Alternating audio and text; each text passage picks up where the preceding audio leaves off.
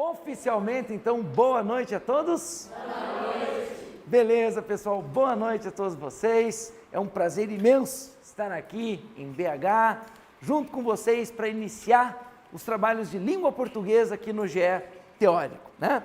E boa noite aí a toda a galera que está assistindo, que está acompanhando essa primeira aula online. Para aqueles que não me conhecem, meu nome é Felipe, mas poucos me chamam pelo primeiro nome. A grande maioria me chama pelo sobrenome, que é Oberg. Não é albergue, é Oberg. Alberg, a gente manda e-mail e não chega nunca. Você coloca lá, Felipe Albergue. Não vai. Galera, pode chamar de albergue, de iceberg, do que quiser. O que interessa é que chamem e que estejamos juntos nesta jornada rumo aos tribunais. Certo, galera? Uma coisa eu vou dizer para vocês de cara, eu acho importante a gente discutir alguns pontos nesse primeiro encontro. Como que nós estudaremos a língua portuguesa aqui? Com foco total nas provas. Entenda uma coisa, que ninguém está aqui para estudar português para a vida. O objetivo de vocês é estudar português para a vida ou marcar o X no lugar certo? Bom, marcar o X no lugar certo. Então, não me perguntem na sequência do GE, Oberg, por que você não fez uma aula sobre substantivo? Porque não precisa. Oberg, por que você não fez uma aula sobre artigo? Não, porque não precisa. Assim, vocês vão perceber que toda a morfologia a gente vai estudar junto com a sintaxe. Nós veremos a morfossintaxe, tudo junto. Então, pessoal, o nosso objetivo é ter condições plenas de gabaritar qualquer prova da Fundação Carlos Chagas ou do CESP ou UNB.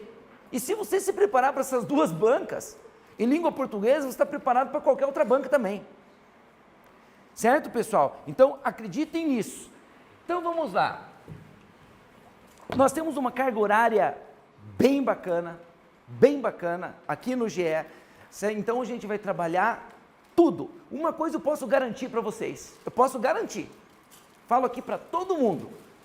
Não vai acontecer de você abrir uma prova, olhar uma questão e pensar, caramba, isso eu nunca vi. Isso eu nunca estudei. Isso não vai acontecer. Eu posso garantir isso para vocês. Combinado isso, galera? Tranquilos? Bom, galera, eu aconselho que todos tenham um caderno em mãos, tá? Tá vendo esse caderno teu dessa grossura aqui, ó? Providencie mais uns 3, 4, tá? Tem um caderno em mãos, galera. Se vocês ficarem muito com folhinha daqui, vocês vão se desorganizar. Ou se tiverem com folha, chega em casa, passa limpo. É muita coisa que vocês vão anotar, muita coisa. Eu queria falar uma coisa para vocês também, e queria que vocês acreditassem, e que vocês fizessem já, antes que seja tarde demais. O seu caderno vai ser o seu material mais precioso. Se você quer passar em concurso público, quer gabaritar a língua portuguesa, como é que se estuda português? Você vai pegar uma gramática e vai ler de ponta a ponta, depois ler de novo, é isso que você vai fazer? Fale não, por favor. Não. Pessoal, toda a teoria necessária vocês terão aqui em aula.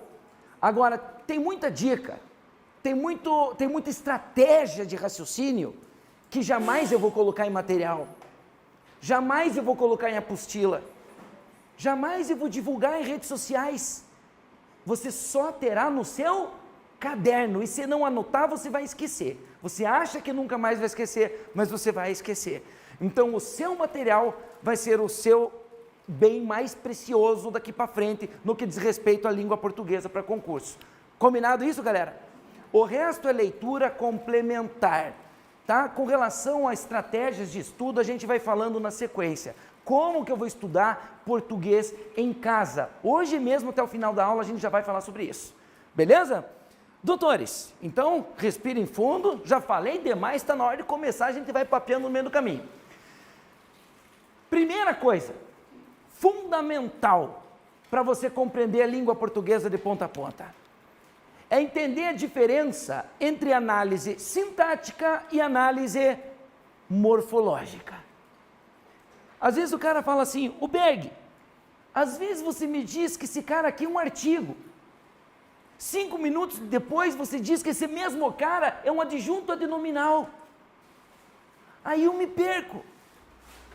Quando que é artigo, quando que é adjunto, são classificações diferentes, ele pode ser as duas coisas ao mesmo tempo. Às vezes você fala que esse cara é um advérbio, 5 minutos depois você fala que o mesmo cara é um adjunto adverbial. Depois você diz que é uma locução adverbial. Pessoal, vocês têm que entender exatamente o que é cada uma dessas nomenclaturas. E é isso que a gente vai fazer agora já. Vamos começar com isso? Então, por favor, coloque no seu caderno aí, pessoal. Análise sintática de um lado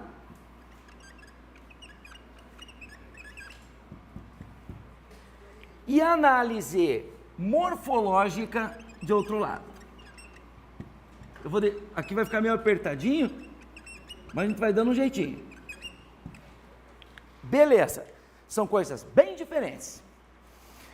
Análise sintática, galera, é a análise das estruturas que compõem uma oração. Hoje é aula 1, permitam-me partir do básico. Pode ser assim ou não? A nossa ideia é começar lá da base e chegar em altas discussões avançadas, tá bom? Mas então tem que ser passo a passo. Vou pedir, por favor, participação de todos vocês. Tá? Pergunta, resposta imediata e assim a gente vai. Olha só então, análise sintática é análise de todas as estruturas que compõem uma oração. E para ser oração tem que ter o quê? Verbo. Para ser oração tem que ter? Verbo. Ok? Porque cada verbo diferente forma uma oração diferente. Beleza, então se quer dizer que se tem verbo é oração. E se a oração, ela é composta por estruturas chamadas de estruturas sintáticas. Tudo bem? Beleza. Quantas são as estruturas que compõem uma oração? Quando a gente começa a falar em número, tudo começa a clarear. Quantas são? Agora você começa a lembrar da época da escola e deve estar pensando assim, talvez 1 milhão, né? 2 milhões, alguma coisa assim. Pessoal, quantas estruturas diferentes podem compor uma oração? 12. 12, só 12. Se você tiver uma oração gigantesca, quilométrica, ela só pode ter, no máximo, 12 estruturas diferentes. Perceberam? Vamos enumerar essas 12 no quadro, sim ou não? Sim. Então vamos lá, galera. Vai lá então. Aí pronto. Aí a gente enumera as 12 e acabou o curso. Então, vamos lá então, pessoal. Dentro de uma oração pode ter uma estrutura chamada sujeito. Agora vai lá, hoje é nosso primeiro encontro, estou até testando vocês aqui. Tudo que não é sujeito, por exclusão, tudo que não é sujeito é o quê? Predicado, beleza? Tudo que não é sujeito a gente chama de predicado. Dentro do predicado existem os chamados predicativos.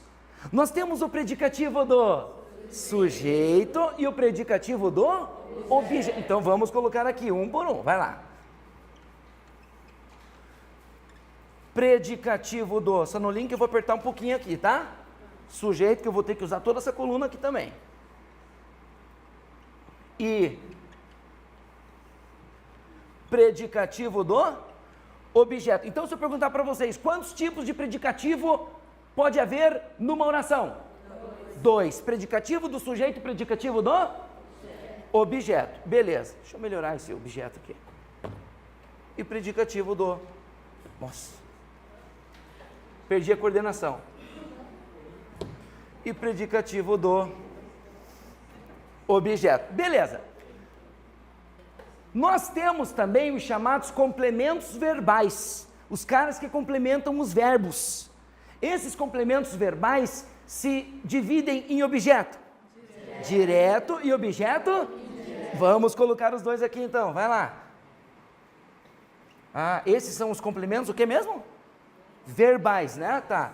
Complementam o verbo. Objeto direto e objeto indireto. Beleza.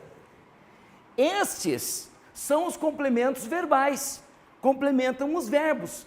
Mas existem também os caras que complementam os nomes, que são os chamados complementos nominais. Então põe aqui, complemento nominal.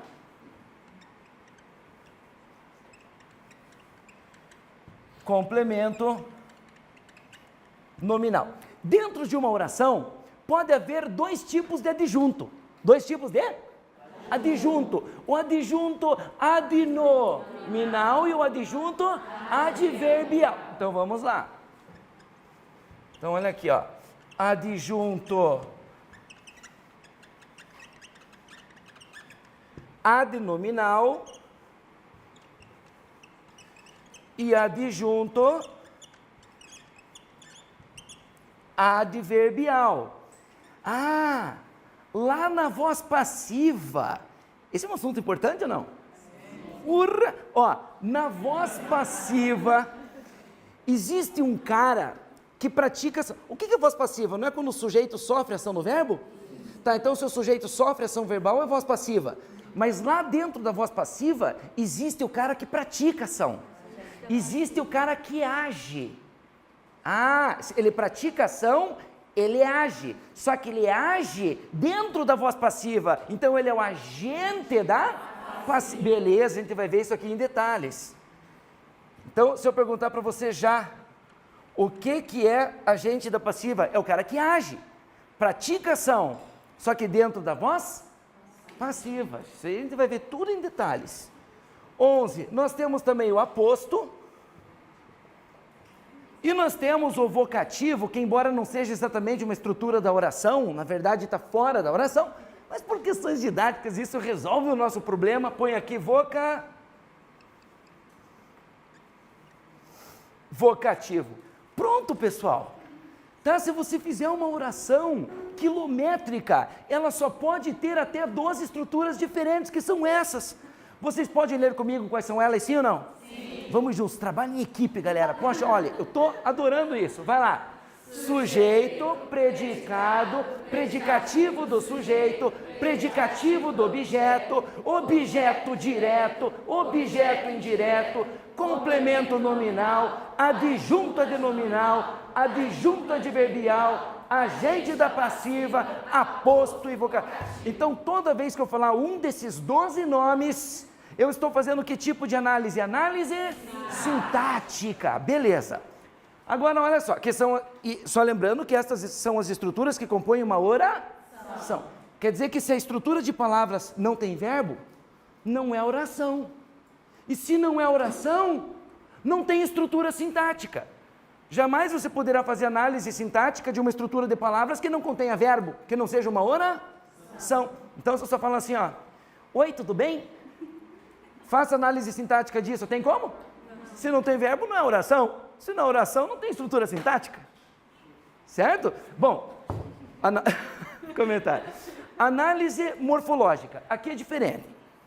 Análise morfológica, entre outras coisas, se preocupa com a classificação das palavras, mas não pelo seu papel dentro de uma oração específica. Análise morfológica se preocupa com a classificação das palavras pelas suas características peculiares, independentemente de qualquer tipo de oração. Imagine uma palavra isolada, como num dicionário. Você pega aqui, por exemplo, eu já vou apagar isso aqui, então só colocar a palavra Pedro. Eu digo para você que substantivo é a palavra que dá nome a tudo que precisa de um nome. Dá nome a coisas, pessoas, sentimentos, etc. Posso afirmar que Pedro é um substantivo? Vai lá, sim ou não? Sim. Até porque ele dá nome a uma pessoa. Agora, quando eu disse que Pedro é um substantivo, eu disse isso pelo seu papel dentro de uma oração específica? Ou disse isso pelas suas características peculiares? Fala comigo, vai. Pelas suas características. Exatamente, ele dá nome a uma pessoa. Aí já estamos falando, galera, olha aqui, ó, de classes de palavras. Você classifica a palavra, então, pelas suas características peculiares e não pelo seu papel específico dentro de uma oração específica. Isso está claro? Bom, pessoal, quantas são, vamos falar de números, quantas são as classes de palavras ou as classes gramaticais? Vai. 10. São 10. Vamos enumerá-las? Então vamos lá, pessoal. Nós temos aqui o substantivo. Qual é o nome daquele cara que qualifica o substantivo? Adjetivo. Vamos, galera, concentrem-se. Adjetivo. Nós temos o advérbio. Agora, olha aqui para mim um pouquinho, pessoal. Olho no olho, por favor, olhem para cá. Tem gente que tem dificuldade para entender o português, porque não conhece a base do português. Olha aqui, galera, o substantivo, escuta aqui, o adjetivo e o advérbio juntos compõem o grupo dos nomes. Então me conta uma coisa, substantivo é nome? Sim. Vem comigo, galera. Adjetivo é nome? Sim. Advérbio é nome? Sim. Estes são os nomes.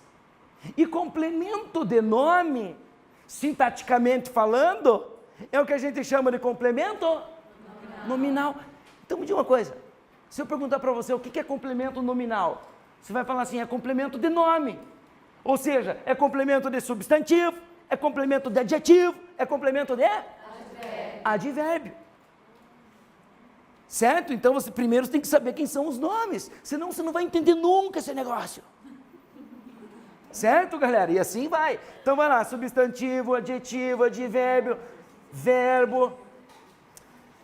Verbo quase nem cai em prova da Fundação Carlos Chagas, né? Correlação verbal, essas coisas, não, né?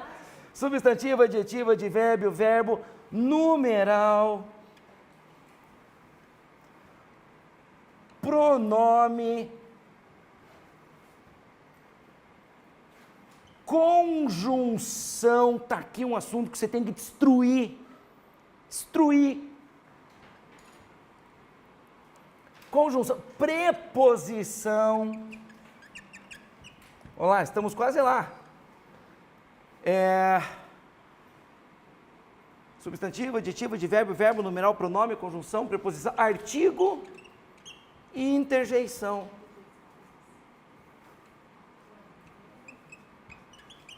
Pronto. São 10 classes gramaticais. Aqui então, pessoal, você classifica, pode deixar que eu junto. Você classifica a palavra, repito, não pelo seu papel dentro de uma oração específica. Isso é análise sintática. Mas aqui pelas suas características, vai lá de novo, peculiares. Então olha aqui para mim agora. Agora vocês anotaram. Agora é olho no olho aqui. Eu digo que Pedro é um substantivo, mas estou falando disso com a palavra isolada, fora de qualquer tipo de oração. Eu estou fazendo uma análise morfológica. Beleza, Pedro é um substantivo. Daí olha aqui, ó. Eu posso pegar o substantivo Pedro, colocá-lo dentro de uma oração X. Dentro de uma oração X, este substantivo Pedro pode, por exemplo, exercer a função sintática de sujeito. Veja bem, Pedro é feliz. Sujeito, quem é feliz? Vai. Veja que o substantivo Pedro, nesta oração específica, faz o papel de sujeito, exerce a função sintática de sujeito. Só que o mesmo substantivo Pedro, numa oração Y, ele pode, por exemplo, exercer a função sintática de objeto direto. Quer ver? Eu encontrei o Pedro. Sujeito, quem encontrou? Eu. Agora, eu encontrei. Quem encontra, encontra alguém. Encontrei quem? O Pedro. Complemento de verbo sem preposição é chamado de objeto? Direto. Depois a gente vai ver em detalhes o que é isso. Mas veja que o mesmo substantivo Pedro, numa outra oração, já pode mudar de função sintática. A função sintática é o papel que ele exerce dentro de cada oração específica. Vocês estão entendendo isso, pessoal? Você pega o mesmo substantivo Pedro. Numa oração Z, ele pode, por exemplo, ser objeto indireto. Veja, eu me referi ao Pedro.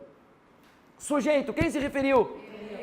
Eu. Agora, eu me referi. Quem se refere a alguém. Me referi a quem? Ao Pedro. Complemento de verbo com preposição. Olha a preposição ai. É objeto o quê? Vai? Indireto. Então veja que a classe gramatical é aquilo que ele é. Você diz que ele é um substantivo pelas suas características peculiares, mas ele pode ir mudando de função sintática dependendo da oração a que ele pertence. Isso está claro para vocês, sim ou não? Sim. Tá joia? Então é essa ideia que eu quero que vocês tenham, galera. Tá? Então, o cara, ele é, morfologicamente falando, é um substantivo. Numa oração pode fazer papel de sujeito, na outra de objeto, na outra de complemento, na outra de agente passiva, e assim vai. Então eu posso dizer, posso falar, olha aqui, ó, que uma determinada classe gramatical, classe de palavra, posso falar que é um substantivo? Pode exercer diversas funções sintáticas, dependendo da oração a que ele pertence, sim ou não? Sim. Essa que é a ideia. Essa que é a ideia. Você pega um adjetivo bonita, por exemplo. Numa oração X, ele pode fazer papel de adjunto adnominal. Numa oração Y, pode fazer papel de predicativo do sujeito. Numa outra, de predicativo do objeto. E assim vai. Agora, tem uma coisa interessante. Sabe o advérbio? Aquele cara que indica lugar, tempo, modo e tal. O advérbio só pode exercer uma função sintática na vida, independentemente da oração. Advérbio só pode exercer uma função sintática. Qual será que é? Qual será que é? Adjunto adverbial. Se você vê que o cara é um advérbio, nem fique pirando. Independentemente da oração, ele vai exercer função sintática de adjunto adverbial. Um advérbio nunca vai exercer função de sujeito, de objeto direto, de objeto indireto. Não, se é advérbio, pode saber que a função sintática dele em qualquer oração vai ser de adjunto adverbial. Por isso que às vezes o cara fala, Berg, ó, aqui se faz, aqui se paga. Às vezes você olha para a palavra aqui e diz que é um advérbio. Às vezes você olha para a mesma palavra aqui e diz que é um adjunto adverbial. Eu me perco nisso.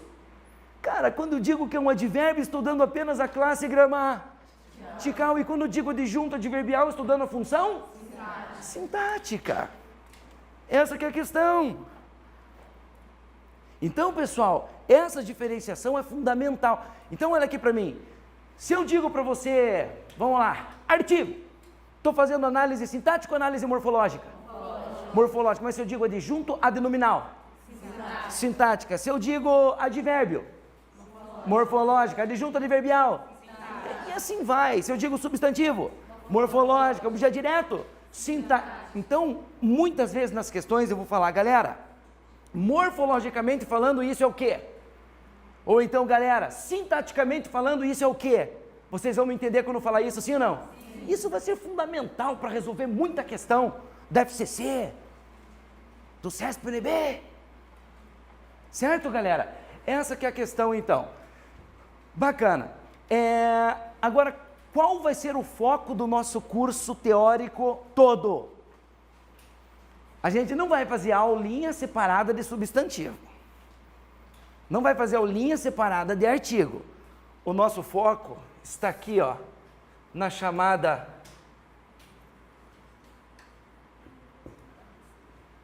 morfossintaxe. Lembrando que esse X tem som de S. Morfossintaxe é análise morfológica e análise sintática, tudo ao mesmo tempo. A gente vai estudar tudo ao mesmo tempo. Quando eu digo assim, que o pronome tal, na oração tal, exerce a função sintática de objeto direto. Não estou misturando tudo, galera. Vai lá, sim ou não? Sim. Estou fazendo análise morfossintática.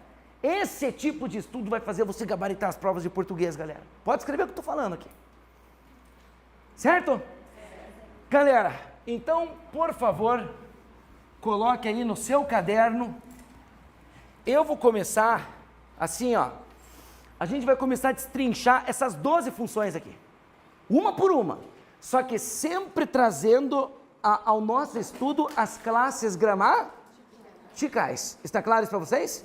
Então o nosso objetivo agora é esse, estudar as 12 funções. Vai chegar um momento do curso e logo que eu vou falar assim, parabéns, vocês venceram a primeira etapa do curso, vocês estudaram as 12 estruturas da oração, as 12 estruturas sintáticas. Aí que a gente vai começar o período composto, oração coordenada, subordinada. Ih, galera, tem muita coisa para a gente ver.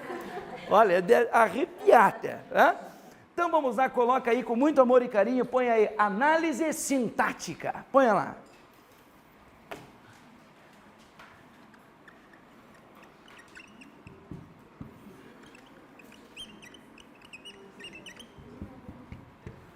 Análise sintática. Bom, vamos começar a brincadeira então falando de quem, galera? Do sujeito.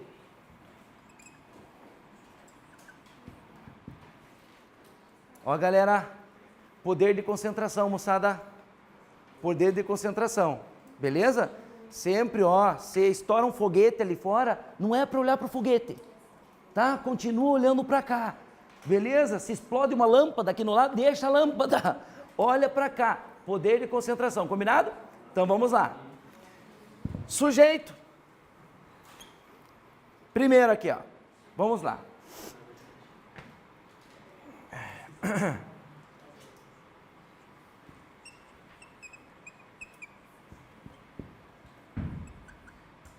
O silêncio das águas e do vento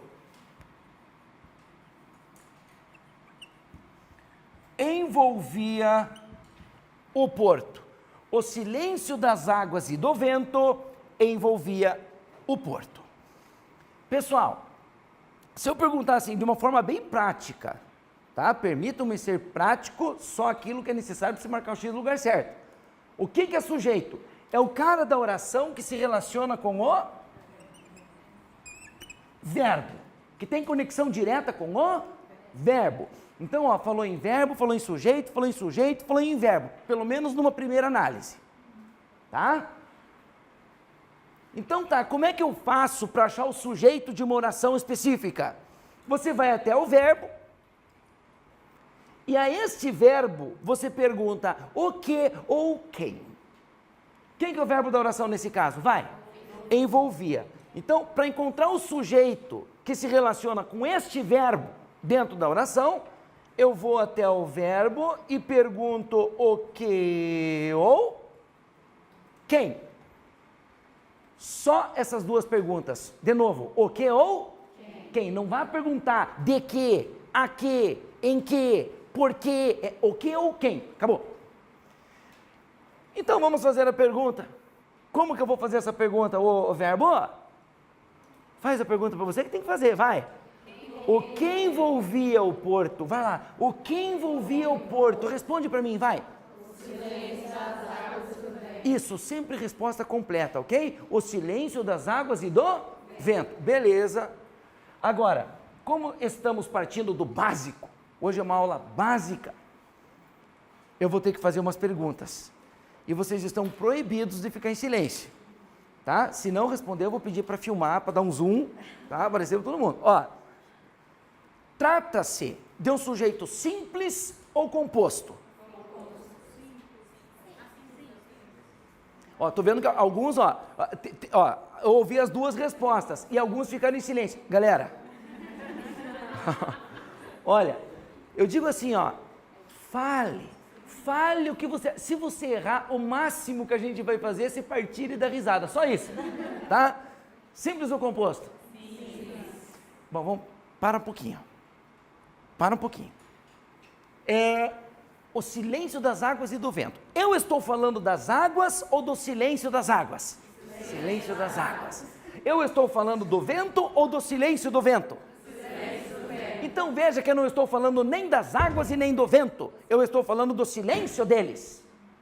Então esta palavra silêncio é o que a gente chama de núcleo do sujeito. Isso aí, núcleo do sujeito. E se este sujeito tem apenas um núcleo, ele é chamado de sujeito simples. Então vamos lá. Sujeito simples.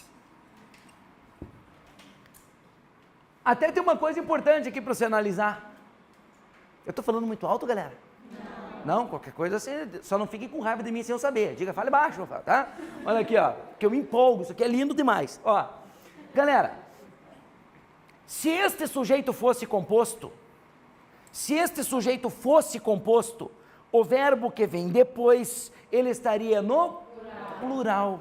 Porque sujeito composto, em regra, manda verbo para o plural. Claro, tem uma exceção aqui, uma exceção ali, a gente vai ver lá em concordância verbal. Mas veja que o verbo está no singular. Certo? Quer ver uma coisa? Tira a palavra silêncio. Vamos lá.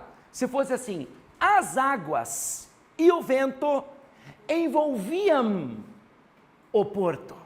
Vai lá, vem comigo. Eu estaria falando das águas? Sim. Eu estaria falando do vento? Sim. Eu teria dois núcleos, o sujeito seria composto e o verbo estaria no plural. Perceberam?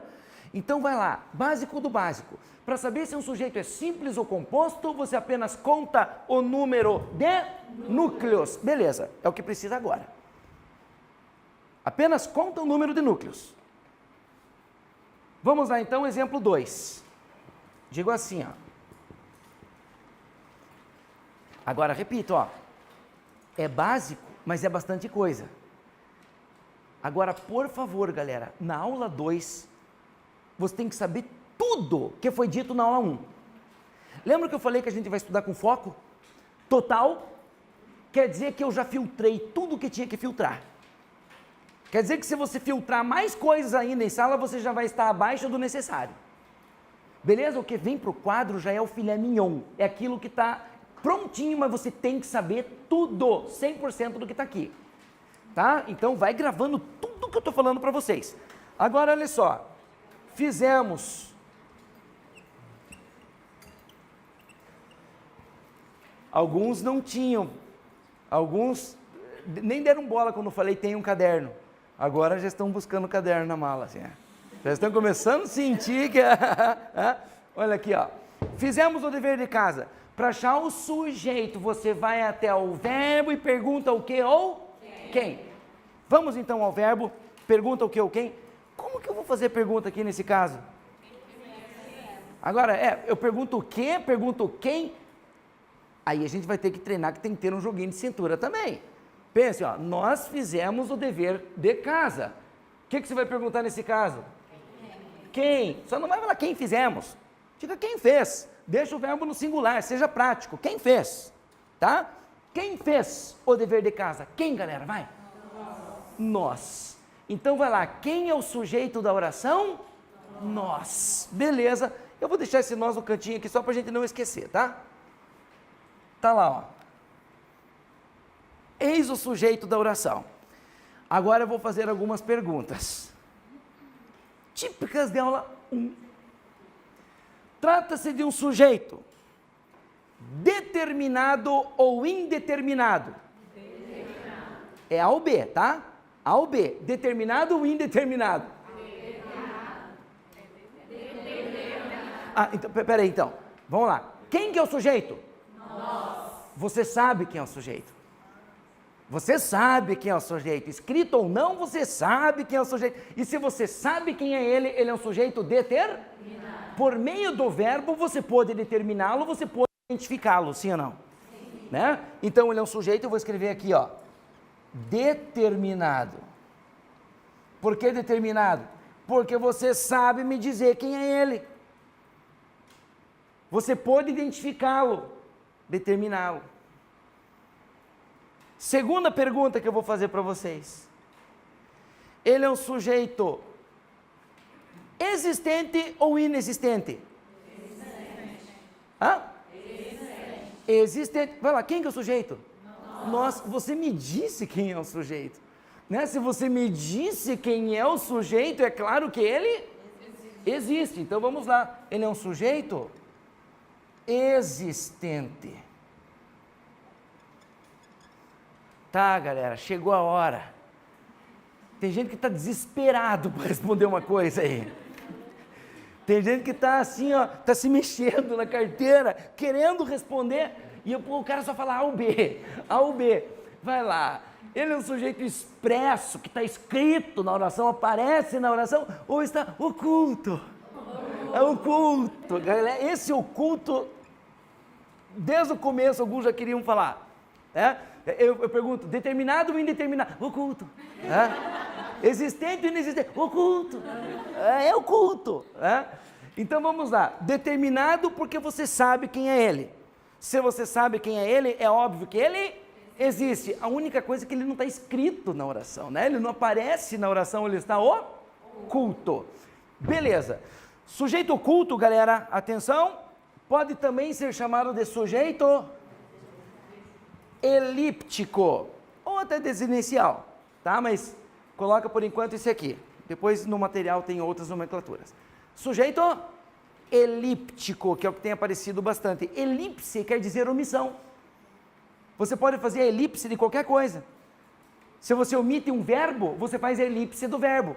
Se você omite o sujeito, faz a elipse do sujeito. Por isso, sujeito elíptico. Tudo bem, galera? Beleza. Então, olha só. Olha agora. Aqui assim eu posso apagar já? Posso? Não, o negócio é rápido, hein, galera? Vamos lá. Tem que estar ligado.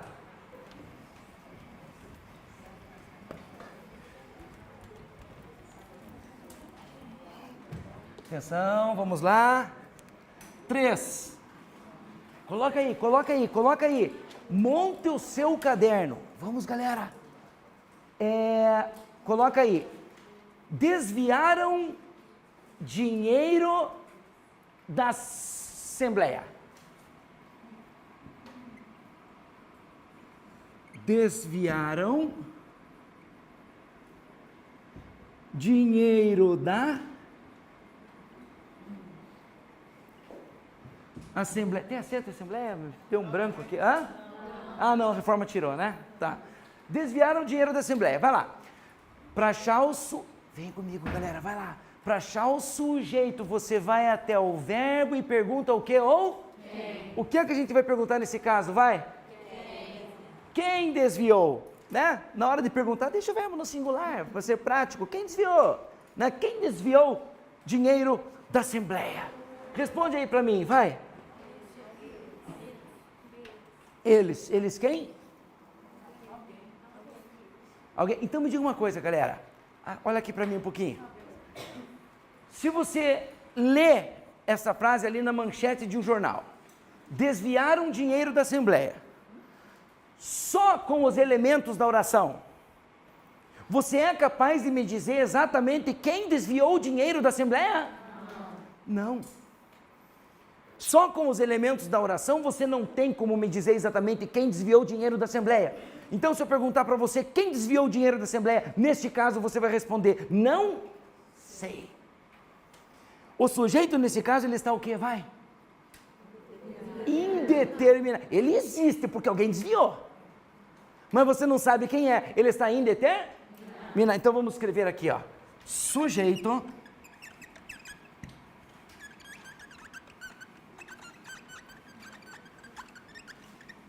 Sujeito indeterminado. Olha, galera. Tá, Alberto, mas daí, essa frase é simples, mas e daí na hora da prova, num texto filosófico complicado? Calma, calma. Vamos colocar uma regra aqui. Se você fosse colocar um pronome aqui na frente, qual você colocaria? Eu, tu, ele, nós, vós ou eles? Eles. Isso quer dizer que este verbo está na primeira, segunda ou terceira pessoa? Terceira pessoa do singular ou do plural? Então, terceira pessoa do plural. Vamos escrever isso? Escreve em cima. Põe assim. Terceira pessoa do plural. Isso que você está vendo agora no quadro, galera, é uma regra. Quando o verbo está na terceira pessoa do plural e você não sabe quem é o sujeito, você vai classificá-lo como indeterminado. Repito, se o verbo está na terceira pessoa do plural e você não sabe quem é o sujeito, tipo, quem desviou? Não sei. Você vai classificá-lo como indeterminado. Então, doutores, uma das maneiras de tornar o sujeito indeterminado, fala comigo, é colocando o verbo na terceira pessoa do plural. A outra maneira é por meio da partícula C, o chamado índice de indeterminação do sujeito, que nós veremos lá, sabe quando? Amanhã. Amanhã. Todos os tipos de partícula C. Vai ser emocionante. Sério, vai ser emocionante. Galera, a aula de amanhã vai ser arrepiante. Ó, sujeito indeterminado. Olha o que eu vou falar para vocês. Tem gente que fala assim, o Berg, tá, quem inventou essa regra maluca e eu tenho que seguir? Meu, ninguém inventou nada. Isso aqui é a coisa mais natural do mundo, que todo mundo aqui faz, desde que nasceu, desde que começou a falar. Quando você não sabe quem é o sujeito, doutora, quando o sujeito é indeterminado para você, automaticamente, até mesmo sem pensar, você manda o verbo para a terceira pessoa do plural. Quer ver uma coisa? Olha, galera, eu não sei quem roubou a minha carteira, não sei. O sujeito é indeterminado para mim. O que é que eu digo? Vai, roubaram minha carteira. Eu não mando para a terceira pessoa do plural, sim ou não? Eu não sei quem consertou a lâmpada.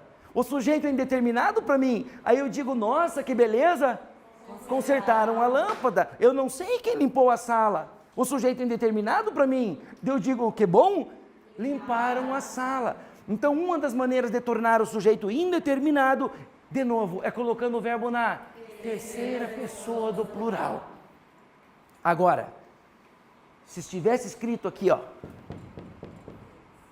eles desviaram dinheiro da Assembleia. Quem desviou dinheiro da Assembleia? Vai? Eles. Se eu digo para você assim, seu nome é? Erideia. Erideia. Yeah. Eles desviaram dinheiro da Assembleia. Se eu digo isso para você, tanto eu quanto você sabemos quem são eles. Sim ou não? Sim. Senão eu não diria.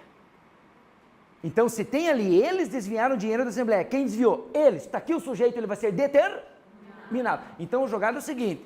Se o verbo está na terceira pessoa do plural e você não sabe quem é o sujeito, aí sim vai classificá-lo como indeterminado. Combinado, galera? Então respirem fundo que eu vou fazer umas perguntas. Até agora, o que a gente falou? Quer achar o sujeito da oração? Vai até o verbo e pergunta o que ou o quem. Mas será que todo verbo tem sujeito? A resposta começa com Não. Todo verbo tem sujeito? Não. Olha uma coisa, a regra é ter sujeito. A regra, quase todos os verbos têm sujeito. Vai até o verbo, pergunta o que ou quem e o sujeito aparece. Agora, nem todo verbo tem sujeito. Mas são alguns. Pouquíssimos. São tão poucos que a gente vai decorar agora quais são eles. Então, os verbos que não têm o tal do sujeito, são poucos. Com 3 itens, a gente decora quais são eles. Não vale a pena decorar quais são eles, sim ou não? Sim. E isso cai em prova? Sim. Cai na Fundação Carlos Chagas? Sim. Cai no CIESP e UNB? Sim, galera. Então, vamos lá. Olha só.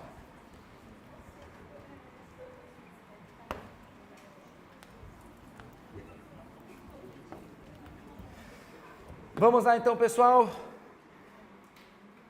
Poucos verbos não têm o tal do sujeito. Então vamos escrever aqui verbo e sem sujeito. Escreve aí, por favor. Vai lá.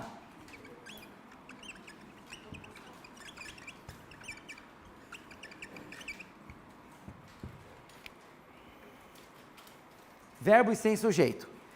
Primeira coisa, doutores, e eu estou, olha, estou conhecendo vocês hoje, vocês estão me conhecendo, estou conhecendo vocês, então é muito importante essa conversa, está bem legal o feedback que vocês estão me dando. E eu estou observando um por um, olho no olho aqui.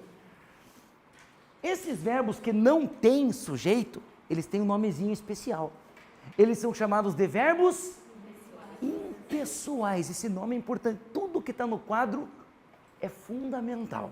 Tá? Então, olha aqui, os verbos sem sujeito são chamados verbos, de novo, impessoais. Então, se eu estiver ali resolvendo uma questão com você, e falo, olha aí, ó, é um verbo impessoal. O que eu estou dizendo? Que ele é um verbo sem sujeito. Por outro lado, se eu digo para você, este é um verbo pessoal, o que eu estou dizendo? Que ele é um verbo com sujeito. Então você pergunta o que, o quem, e vai encontrar o sujeito. Combinado até aqui? Tá. Quais são então os verbos impessoais, os verbos que não têm sujeito? A gente vai resolver esse problema com 3 itens que ficarão registrados no seu caderno até o dia da prova. Primeiro, verbo haver, nos sentidos de existir, acontecer, indicando tempo decorrido. Verbo haver nos sentidos de existir, acontecer ou indicando tempo decorrido. Já explico melhor, monta o esquema comigo aqui. Beleza. Item 2. Verbo fazer indicando tempo. Item 3. Verbos que indicam fenômenos da natureza. Pronto. Esses verbos, que são os verbos impessoais, não têm sujeito. Todos os outros têm sujeito, galera. Tá bem claro esse raciocínio? Antes de eu explicar essa questão, galera, vocês podem falar comigo e ler comigo quais são os verbos impessoais e os verbos sem sujeito, pode ser? Então a ideia aqui é que você faça tudo ao mesmo tempo. Você presta atenção, você copia e ainda olha para mim e lê o quadro. Vamos lá. Vai lá. Quais são os verbos impessoais e os verbos sem sujeito? O verbo haver, nos sentidos de existir, acontecer, tempo decorrido, o que mais verbo? Fazer, indicando tempo, e verbos que indicam fenômenos da natureza. Esses são chamados de verbos impessoais. Tá, e daí você fala, beleza, tá, e eu, por que eu tenho que saber que esses caras não têm sujeito? O que isso muda? Como é que isso cai na prova? É que esses verbos impessoais, eles têm uma característica muito importante, e que despenca em prova. Eles ficam sempre no singular, sempre no singular, independentemente do resto da oração, sempre no singular. Tá? Então agora eu vou fazer um teste aqui com vocês. Tá? Eu começo uma frase e vocês vão terminar, tudo bem? Pode ser? Vamos fazer aquele esquema assim de quem não responder, a gente dá um zoom na pessoa. Tá? Eu mostro para todo mundo. Vamos lá. Pessoal, vamos falar aqui do verbo haver no sentido de existir. Pense assim, ó, uma chance existirá, uma chance haverá. Não é o verbo haver no sentido de existir, sim ou não? Sim. Isso, então vem aqui e me ajuda. Eu começo, você termina. Uma chance haverá? 2 chances? Não, que existirão. Não, é para usar o verbo haver no sentido de existir. Eu não vou fingir que isso não aconteceu. Vamos lá. Uma chance haverá? 2 chances? Haverá. 2 chances? Haverá. Galera, para quem disse haverão, olha aqui, ó. É o verbo haver no sentido de existir. É verbo impessoal, fica no singular, sempre no singular, independentemente do resto da oração. Então, uma chance haverá, 2 chances.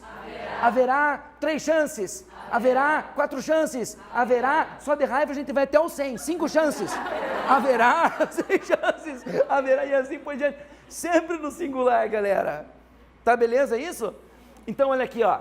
Agora vocês pegaram o espírito da coisa. Então, ó. Uma guerra aconteceu naquele país, uma guerra houve naquele país. Verbo haver no sentido de acontecer. Vai lá, eu começo e termina. Uma guerra houve naquele país. 2 guerras? Houve naquele país. Muitos conflitos? Houve naquela região. Agora vem você, arrebenta nas questões de múltipla escolha e daí vai para a discursiva. Achando? Passei já, né? Houveram muitos problemas que assolaram a economia do país nos últimos anos. Frase bonita, né? Mas errada, né? Galera, que houveram, como é que você vai escrever? Vai. Houve muitos problemas que assolaram a economia do país nos últimos anos. Por quê? É o verbo haver no sentido de existir, é verbo impessoal, fica no singular. É isso aí. Verbo haver... Hã? Verbo haver no sentido de existir é verbo impessoal, fica no plural. Tá? Mas isso é para enganar concorrente. Hein? É verbo impessoal, fica no plural. Não, por favor. Isso é... Não, mas vocês vão se acostumar com essa musiquinha. Vocês vão ver, ó. Então vamos fazer até assim, ó. É o verbo haver no sentido de existir. É verbo impessoal, fica no singular. Aí, galera, vai ficar. De um jeito ou de outro, mesmo não rimando, você vai sair daqui cantando. Vamos lá. Vamos lá.